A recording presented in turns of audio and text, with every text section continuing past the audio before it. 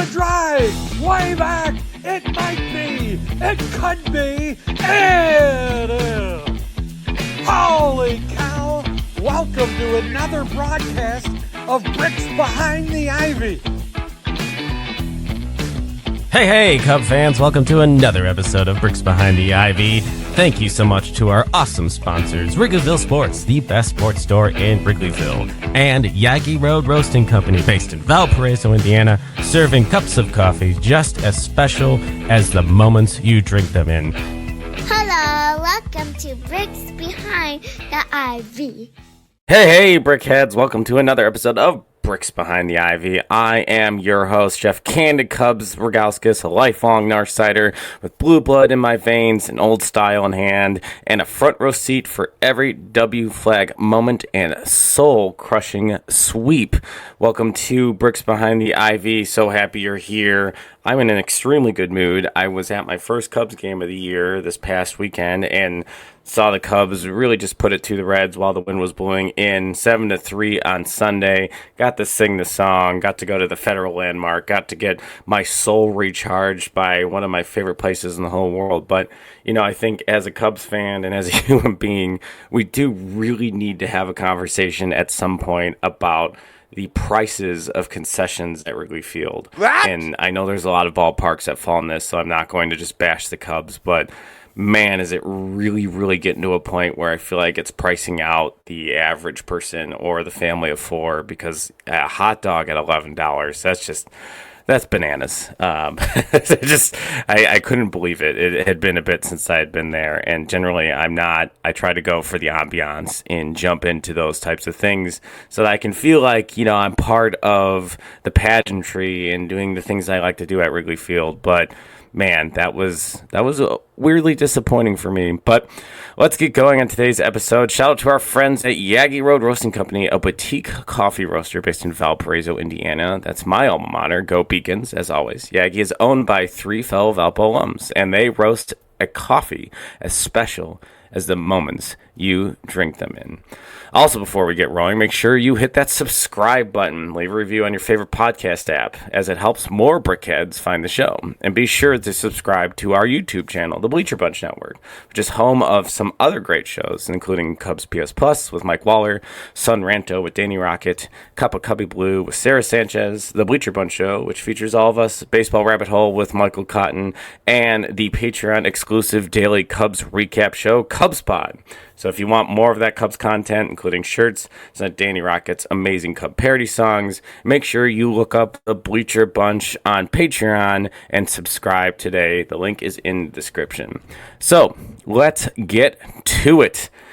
There's been a lot of discussion going into, for me, when I started this season, I really wanted to see the Cubs survive May. It's been really tough the last 2 Mays for the Chicago Cubs, 11-16 in 2024, 10-18 in 2023.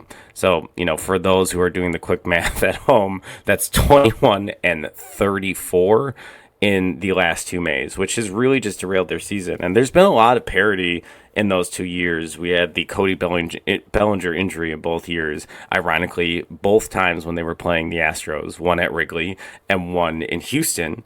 And there was the pitching injuries, including a Justin Steele injury to start the year in April in 2024. Obviously, a Justin Steele injury this year as well, in which we're really missing him as the front end of this rotation. But the Cubs this year in May went 18-9. That's huge. It's such a huge improvement. It's their first winning May since 2021, which is really crazy to think about. And I know that we have been not in a rebuild, whatever that means. But the Cubs having a great May makes me feel so much more confident, especially after the April in which they had the hardest schedule in baseball for the entire season. Not just the hardest April, it was the hardest single month of any team opponent-wise of any team in baseball. They played a lot of contenders. The Cubs are done with the NL West pretty much. They have the Rockies left in some capacity, but they're done with the Dodgers. They're done with the Arizona Diamondbacks. They're done with the Padres, which are teams that are going to be competing for playoff spots. So towards the end of the year, not having to go and play meaningful games versus those teams who are quite good is going to be a nice advantage for the Cubs as they go for a stretch run. Another huge homestand this week, 5-1 week, really nice. And nice to see the Cubs really have what I would say a fun and exciting closer that shuts down games with Mr. El Humo, which is the smoke in Spanish, Palencia. So I'm going to start calling him El Humo because he throws smokes. He hits that 101 quite regularly at the end of the game. It's super fun to watch. So we did not do an episode for Memorial Day. I wanted to spend some extra time with my family, watch some Cub games, enjoy the extra time off. I hope you had a great Memorial Day weekend. I personally spent most of it at the movies. I'm a big movie guy. Went and saw Tom Cruise do things that are absolutely ridiculous on a camera for a few hours. And then I also took my kids to see Lilo and Stitch, which was, both of those movies were a lot of fun. I like going to the movies. No free ads. But let's get to it. Our Wrigleyville Sports hitter and pitcher of the week. And we're going to include the Memorial Day week as well. So it's the hitter and pitcher of the weeks this week. And the hitter of the week is no other than Seiya Suzuki. He was the reigning NL Player of the Week last week. 3 home runs, 13 RBIs. Really what was nice to see with Seiya was the strikeout rate dropped to about 14.8%. And ironically, the walk rate went up to about 14.8%. So, yeah, there's some times where Seiya Suzuki can look very perplexed. He can be frustrating to watch because there's this indecisiveness that can appear from time to time. But at the end of the day, he is now in the top 10 in baseball in RBIs with PCA, challenging for that top spot, which Rafael Devers is still holding. And him and PCA are having this fun internal competition that I'm now tracking of who can lead the league, not just the team in RBIs, but the league. And that's a good problem to have 2 guys that have 50-plus RBIs as we are only heading into June. And then pitcher of the week, no one other than Jameson Jamo Tyone. Man, he has been so good lately. 1.83 ERA in the last 2 weeks, 3 wins, all 3 quality starts, only 4 walks, 11 Ks, and 19.2 innings pitched. I feel like Jameson Tyone, given the contract and the number of home runs he does give up, he is a fly ball pitcher. Gets a lot of flack on Cubs Twitter, Cubs media, Cubs social medias, because, the home runs are not fun to watch if he walks someone or he gives up a chain of hits, and he also has this propensity to give up a lot of fly balls or home runs. Then, games can get really ugly for JMO very, very quick. But he's a solid pitcher. He's been a solid pitcher most of his major league career. He's been a very steady Eddie, and he's a strike thrower. He doesn't walk guys. Currently, right now, he is at a 4.7 walk rate. So 4.7% of the batters he face ends in a walk, which would be the best single year of his walk rate since his age 24 season in 2016. So he's not walking guys, which if you're going to give up home runs, you can't walk guys. You can't have guys on base. Like, give up a solo home run, don't give up the 3-run homer. That's going to really help you be successful. And the other thing I really want to talk about with Jameson Tyone, which I saw yesterday at the ballpark, him use the changeup. He used the changeup 18.6% of the time. Just a huge increase over what we started the season at. He was throwing the changeup at 7.9% clip in April, and in May, that went up to 12.5%. And he is starting to get a lot of swing and miss on this thing. So you can see, by month this year, if you're watching on YouTube, which I suggest you do, the change in his pitch mix by month. And that green line in the middle is the changeup. And it has steadily been going up. And obviously, we only have 1 start in June. So maybe it was something with the Reds. The wind was blowing in on Sunday. So maybe he was just feeling more confident to experiment, because if it was going to get hit hard, it was going to be extremely difficult for it to leave the yard. But he's getting a lot of whiff on it too. He's got a 30+% whiff rate on this pitch, 34.8%, which traditionally his swing and miss pitch has been his curveball. And that hasn't necessarily been the case this year. It's a put-away pitch for him, but he's only at 16% whiff rate on the curveball. But mixing in this changeup, having the curveball and the sweeper, and now he's starting to pick up the use of his cutter on top of the four-seam fastball, it seems like it's keeping hitters off balance enough that he's actually entered the 80th percentile in exit velocity, so hard contact allowed. So he's not giving up an intense amount of hard contact, which is awesome. That is, for a guy who gives up home runs, which home runs are hard contact, he is not giving up hard contact in between the home runs. He still is prone to give up. So that, to me, is such a huge improvement, and it has to be this spike change that he's talking about. So this is something, if you're a nerd like me and you like to follow the stats and look at, I would hop on to websites like Baseball Savant and all these other places. Nerd alert! And take a look at the graphs that they have and track with me as we talk about on Bricks Behind the Ivy his changeup usage, because this is, to me, becoming a story of this pitch increasing the repertoire of Jameson Taillon, which is keeping guys off balance, which has really made him a solid middle-of-the-rotation arm, which is awesome. But he is this week's Wrigleyville Sports Pitcher of the Week. So before we get going, I do want to announce that we are heading into June. The Chicago Cubs are still an extremely good baseball team. They're in first place. They have the second best record in baseball. They are tied for the best record in the NL with the Mets currently. And it's just been so much fun. It's been fun to watch this team. And we're going to talk about the three things that I think are the most fun about the 2025 Chicago Cubs in a second. But I also want to talk about, we're going to, as people talk in baseball, there's the June swoon, which teams, as you know, we get towards the middle of the season, the halfway point, some teams start to tire. We have an idea of what some teams really are. And, you know, there's a real shift as we head towards the Midsummer Classic, the All-Star game. And to avoid the June swoon, the Cubs are going to have to continue to play good ball. They're likely going to need to add a starting pitcher. Not likely. They need to add pitching at the trade deadline if they're going to continue to compete. And this group is showing that they're special enough that they need to do that. But I figured since there's summer, it's time for people to be out of school. Baseball is going to take center stage right after Father's Day as one of the only professional sports left playing, as the Stanley Cup and the NBA Finals will be wrapping up. So all eyes on baseball. So if all eyes are on baseball, let's get all eyes on the Bleacher Bunch Network and Bricks Behind the Ivy. So we are going to do a giveaway to celebrate the classic June swoon, so we can have a June boom over here at Bricks Behind the Ivy. And we're partnering with our friends over at Wrigleyville Sports, and they're going to help us give away some pretty cool prizes as well. So here's how you enter for your shot at some awesome Cubs prizes, including a pair of Cub tickets and a custom Cubs jersey from Wrigleyville Sports. So here's what you do. Option 1. If you listen to us in Apple Podcasts, leave a 5-star written review, which I'm going to have pictures in the Instagram post on how to do that if you don't know how to do it. And make sure you include in the review #Brickhead and your email address so I can contact you if you win. Then option 2, if you're a Spotify listener, or if you just want to hop over to Spotify and get a second entry, which I think is a great idea because the prizes are cool, leave a 5-star review. Click the 5-star in the review section and take a screenshot that you did it and tag at BBTI_pod on Instagram in your Instagram story. Option 3 for entries, all these are different ways to enter.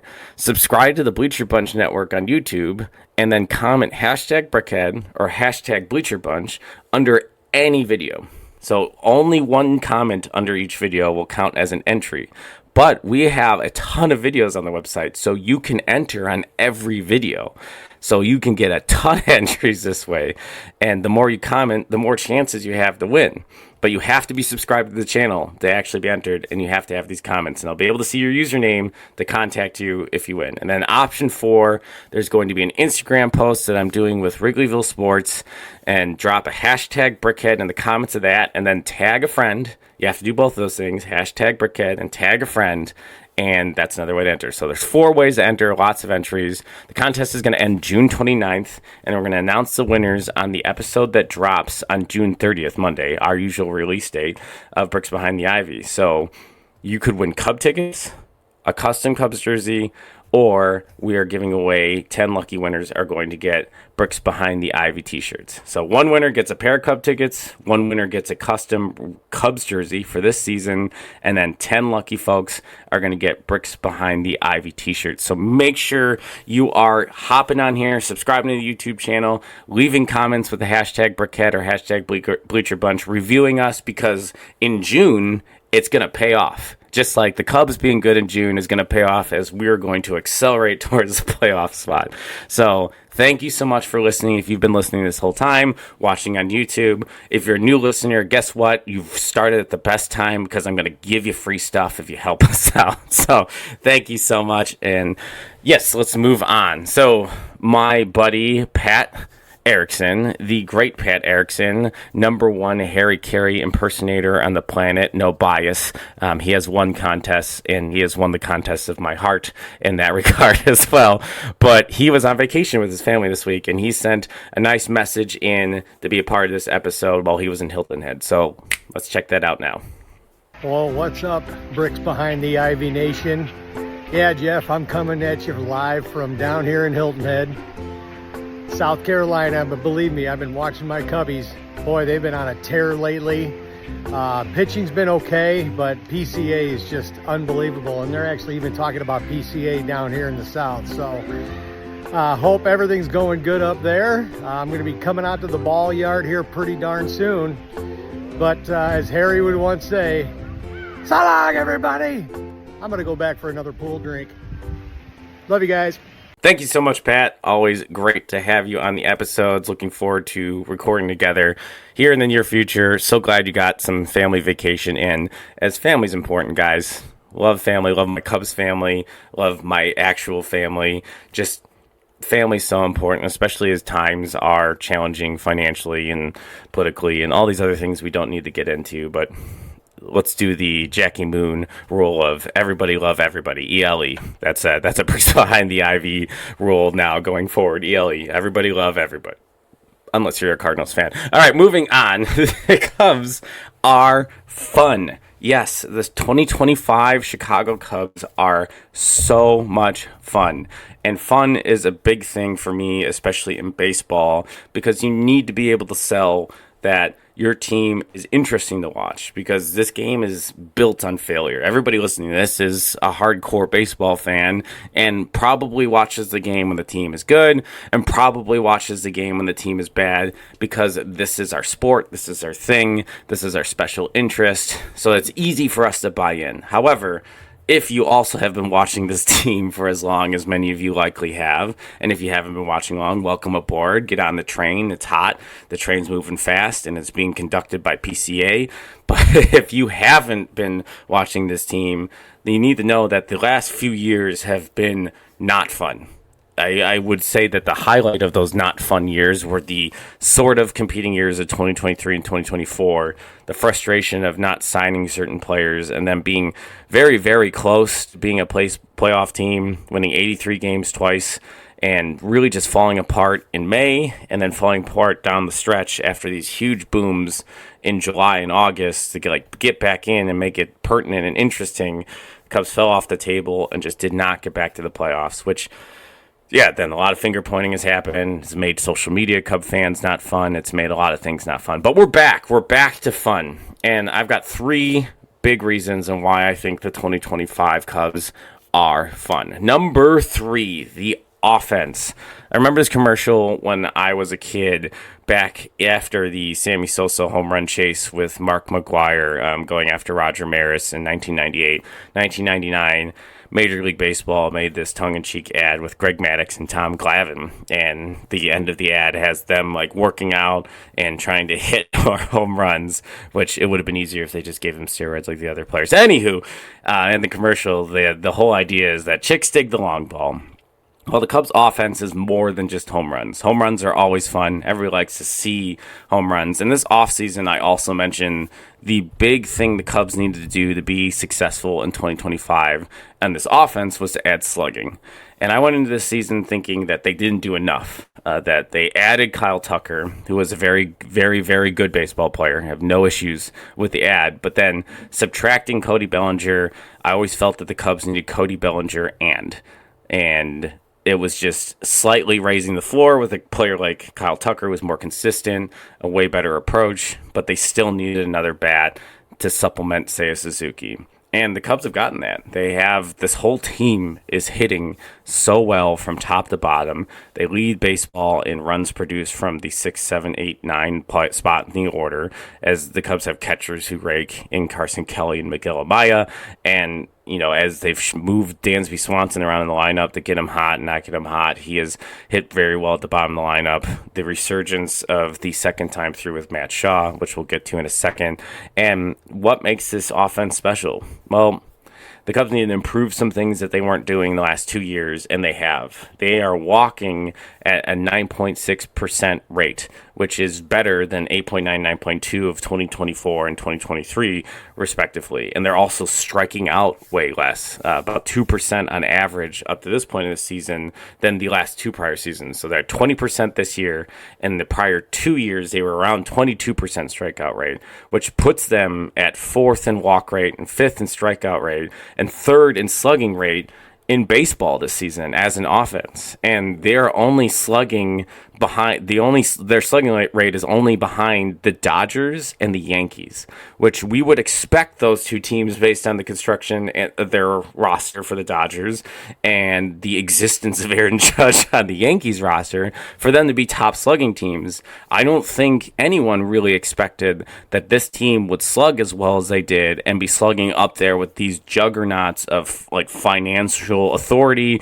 and offensive powerhouses. So it's really nice to see this Cubs team up there, but they're not strictly a slugging team. They take their walks, and the other thing they do is they run so hard. I was talking with Brendan Miller over from CHGO, and he had mentioned something. He wanted to know how much the hustle the Cubs have broken up so many double plays this year, which is true. If you've watched this team, you've seen guys hustle in the second and the infielders not get PCA at second base when trying to turn a double play, so then they get no one. Guys beating out Dansby Swanson on Saturday this weekend versus the Reds. Ellie De La Cruz has an extremely strong arm. It was 1-0 Cubs, the bases loaded with 2 outs. Dansby hits a ball in the infield that is an out, I would say 99% of the time, but he hustled out of the box. Ellie didn't take him seriously, tried to use the strength of his arm, did not throw out Dansby. And the Cubs score a second run in a day that the wind was blowing in. It might have been 50 runs. 1-run game, yeah, maybe something could happen, but a 2-run game with the wind blowing in, that was a bigger task. Really, really just changed the mental output or the mental approach for the Reds hitters going to that ninth inning because of the Cubs hustling out of the box. Like that's not speed you measure. That's just heart and hustle. And when you watch a team playing as hard as the Chicago Cubs are in 2025, it's just hard not to just respect what they're doing. And they're doing it all the time. They're second in total runs and just behind the Dodgers in all of baseball. So they're scoring more runs than 28 other teams, which is crazy. I in my wildest dreams of how this offense would look, I did not have them in the top. I thought they would be slightly above average, and then their pitching would be decent. And here we are. The pitching with the bullpen and stuff has actually been a struggle, and their offense has been incredible. They have the best run differential currently in the sport, and a lot of folks like to use that to kind of indicate quality of a team. And I'll argue, especially, as in certain situations, some teams can really explode and inflate that run differential and then struggle to score other times. Maybe they don't give up a ton of runs, but it's not the best indicator of quality, but it is an indicator, and it's part of the broader story of this great Chicago Cubs offense. Back to speed, they've stolen 76 bases this year, which is third in baseball, just behind the Tampa Bay Rays, who just have a ton of speed, and the Milwaukee Brewers, who use the speed that they have, as we've talked about in past episodes. They have a ton of athleticism across that roster, and they use it super well. So the Cubs in 2016, I think a lot of people would probably, without looking at numbers, say that was a great offense. And we had MVP version of Chris Bryant. We had Anthony Rizzo, like really just being a leader on that team. We had the emergence of Wilson Contreras as an extra catcher, Addison Russell, who was hitting really well at shortstop, Ben Zobrist, even when we weren't getting a ton of offense from Jason Hayward, he was still a good player, Dexter Fowler, the whole team, Kyle Schwarber towards the back end, and obviously in the World Series. But that team, what they did really well was walk, which is kind of similar, but they walked at a 10.4% clip, which is ridiculous. It's an insanely high team, which led baseball at the time. But they didn't slug as well as this team, which is at least in a full season. Obviously, there's a lot of baseball left, but they were only 13th in home runs, which actually surprised me when I looked at the numbers because I just felt like they really hit the ball well, but it really for them was about traffic. They had so much traffic. And then on top of that, the 2016 Cubs, if you're not aware, by defensive metrics, is the best defensive team in the history of the sport. They have defensive metrics that are just insanely off the charts that outpaced every team by like 30 or 40 defensive runs saved averages. It's bananas how good that team was defensively, which thinking back, yeah, you've got like Javi Baez and Addison Russell were both great glove guys. Chris Bryant was an amazing third baseman, but he was really steady. Anthony Rizzo, Platinum Glove Award winner. Jason Hayward in the prime was amazing as defense. The Cubs had great pitch framing, like just up and down. Like you can see how great they were defensively. But the Chicago Cubs offense is my number 3 reason on why the 2025 Cubs are fun. Number 2, the kids can play. Yes, the Cubs, when they were in their run, when they were in their better run of 2015, 2016, used to get these cookies, as I would refer to them, of these minor league players that would get called up that everyone would get excited about. And the major league team was also winning. So it's like, here we're winning, and also here's this nice little present of this really cool player that's going to be really good, and we're gonna take a look at him. We're gonna add him to this roster. Well, the 2025 Cubs have kind of been like that as well, which is why this team has like this 2015 Cub aura to it. Because as you know, they're elevating. They've got some veterans. Like we've gotten to see guys like Cade Horton step up and make a lot of starts. We've seen Moises Ballesteros have a nice cup of coffee, and he'll be back if there's some sort of issue at some point, and probably get more at bats on this team before the end of the year. They've brought up a bunch of different bullpen arms like Daniel Palencia, El Humo, the Smoke, as he's really just taken to that closer role while we figure out what's going on with the hip impingement and the quad injury for Porter Hodge, who I think was the named closer in every Cub fan's mind going into this offseason before we did the Ryan Presley experiment, which has been going better lately, but that's a completely different topic. Matt Shaw was our top prospect in the system, number 18 in all of baseball to start the season. And yeah, his first cup of coffee wasn't fun. He got to go through the buzzsaw of the Japanese series. He had a little bit of an injury that got him off to a late start, but they really needed him at third base, which is why I think maybe they rushed him a little bit. Maybe he needed a little seasoning or a few more major league at-bats before being plunged in the deep end of facing a pretty solid Arizona Diamondbacks rotation, the Dodgers twice. It's just cruel and unusual punishment. Like, those are some great pitchers. And you got the Padres in there as well, where you got guys like Dylan Cease and Yu Darvish, who just really present a lot of interesting looks. So he was able to go down to the minors and really just fix and work on reducing his leg kick, which there was a lot of discussion on whether or not it truly had changed. He has not eliminated the leg kick. He has just adopted his 2-strike leg kick, which is much more subtle to increase his timing window in the majors, which makes sense because Major League, AAA, the major leagues, the distance and the talent and the difficulty for hitters to adjust to major league pitching versus minor league pitching is the largest gap, as folks have said, they've ever seen, which makes so much sense given if there's a good arm in the minors, they're way more aggressive now to just move them up instead of having them, cook and waste bullets in the minor leagues. Like, once you know a pitcher's good there, they're probably on the major league roster. The guys that are at AAA now are 4A players or depth for better players, and just in case they get hurt. So it's just different. It's very different. But the second time around of Matt Shaw since May 19th, completely different guy. 4 RBIs, 6 stolen bases, slashing 326, 383 at base, and he looks so much better. He looks like a better player, and he had some sparkling defensive plays on Sunday, and I believe it was the 7th inning, where he made some really nice picks. And we have a really low bar this year on what good third base looks like, because the Cubs haven't had good third base production this year with the cast of Vidal Brujan and John Birdie and Gage Workman, who was going to stick to the Cubs when he went to the White Sox to just eventually get cut from the White Sox. But, baseball's hard, but we had heard Gage Workman was, we saw he really hit well in spring training. He had a ton of home runs, and the guy could pick it. And then he gets to the majors, and he all of a sudden can't field over there, and he's also not hitting. And I think we expected the strikeouts to really pile up for someone like Gage Workman because that was his issue in the minors.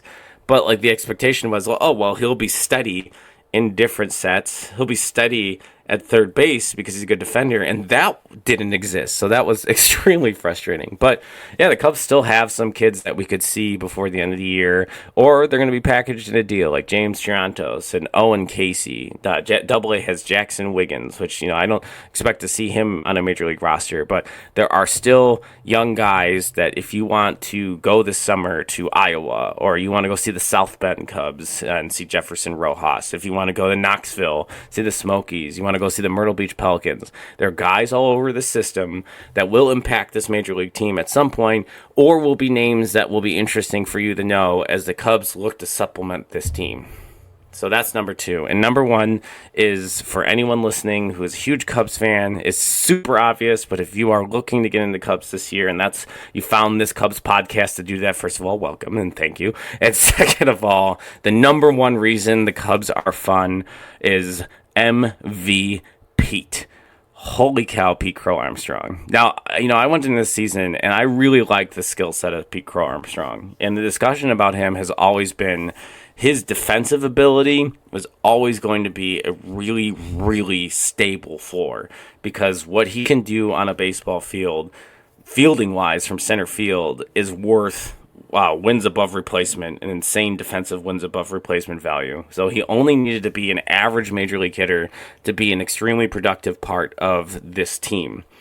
But he's more than that now. He's hitting the ball. He's attacking first pitches. A few weeks ago on 670 The Score, they were talking about that. And first pitches he swung at, which had shown his aggression, he was hitting 500. And it was not an alarming small sample size, but it was a pretty sizable sample size into going into the season. So what do you do? What do you do with PCA? Do you throw ball 1 where he's still hitting strikes extremely well at this moment, or do you throw him that first pitch strike where he's getting on base or hitting the ball really well an alarming amount of time, 50% of the time? This guy is slugging. He's on his way to potentially, by the All-Star break, he could have 25 home runs and 25 stolen bases. But yes, if you haven't watched him play, which a lot of us do watch him play, he is lightning in a bottle. He is freakishly fast. Watching him run the bases is super fun. Watching him to play center field better than anyone in this game is super fun. Oh, and also he is just super fun when he's on the plate. He's the first guy to hug the guy on the walk-off hit. He's the first guy to congratulate Seiya Suzuki after a home run. He just seems like his sixth tool is amazing teammate. This is not an egotistical baseball player. He is straight up fire. MV Pete is being chanted at Wrigley Field, and he continues to play this way. It's not only going to continue to be chanted at Wrigley Field, but is going to end in this season with him raising an MVP trophy. He currently, if you look at Fangraph's version of wins above replacement, what folks refer to as FWAR, which calculates the total value of an individual player compared to the rest of the league. Nerd alert! He is currently the third most valuable player in all of baseball and the most valuable player in the National League, ahead of Shohei Ohtani and behind Aaron Judge and Cal the Big Dumper, by the way, excellent nickname, Raleigh, which is a guy that I wanted the Cubs to target, which just was never going to happen from Seattle this offseason because he's a great catcher and he's a great hitting catcher. But I don't think we expected that from Pete Crow Armstrong's season this year. And not only has he elevated his offense, which is fun, as I stated earlier, but he is bringing so much swagger, so much speed, and such a different it factor that makes this team so much more fun to watch. So, what do you guys think? What are your favorite things about the 2025 Cubs have been? What has made the 2025 Cubs fun for you? Make sure you are letting me know in the comments below this video or letting me know on a different social media channels what you think about the 2025 Cubs. So I think that's a great place to leave it here on Bricks Behind the Ivy this week. Make sure you are entering that contest as we talked about earlier. You're leaving us reviews, leaving comments, because at the end of this month, somebody's walking away with a pair of cup tickets, someone's walking away with a custom jersey from Wrigleyville Sports, and 10 of you are going to get Bricks Behind the Ivy t-shirts, which I personally think is really cool. Free t-shirts. Like, who doesn't want free stuff? I like free stuff. You like free stuff. And you know what the inflation on free things is? Nothing. So, free things, no matter the market, still are free when you get them. So, thank you so much for listening to another episode of Bricks Behind the Ivy. We will be back next Monday breaking down everything that's going on with the Chicago Cubs. I'll see you next week, and as always, go Cubs!